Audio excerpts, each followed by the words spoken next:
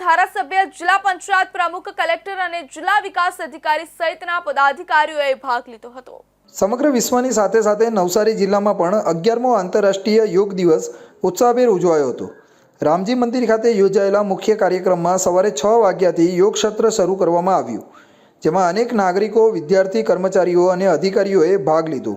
વિશિષ્ટ ઉપસ્થિતિમાં જિલ્લા પંચાયતના પ્રમુખ પરેશકુમાર દેસાઈ, નવસારીના ધારાસભ્ય રાકેશ દેસાઈ, નવસારી કલેક્ટર શિપ્રા આગરે, નવસારીના જિલ્લા એસપી સુશીલ અગરવાલ સહિતના અગ્રણીઓ અને અધિકારીઓ હાજર રહ્યા હતા। કાર્યક્રમ દરમિયાન યોગાસન, પ્રાણાયામ અને ધ્યાન જેવી પ્રવૃત્તિઓનું માર્ગદર્શન નિષ્ણાંતો દ્વારા કરવામાં આવ્યું હતું।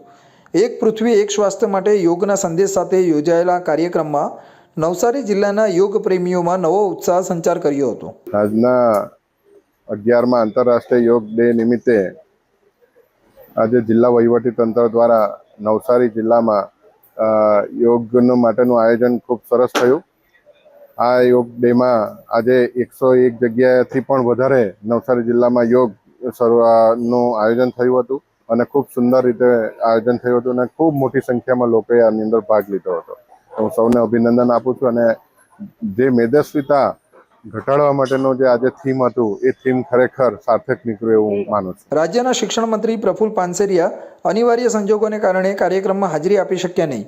કાર્યક્રમની શરૂઆત દીપ પ્રાગટ્યથી કરવામાં આવી હતી। પ્રધાનમંત્રી નરેન્દ્ર મોદીએ યોગ દિવસની શુભકામનાઓ પણ પાઠવી હતી।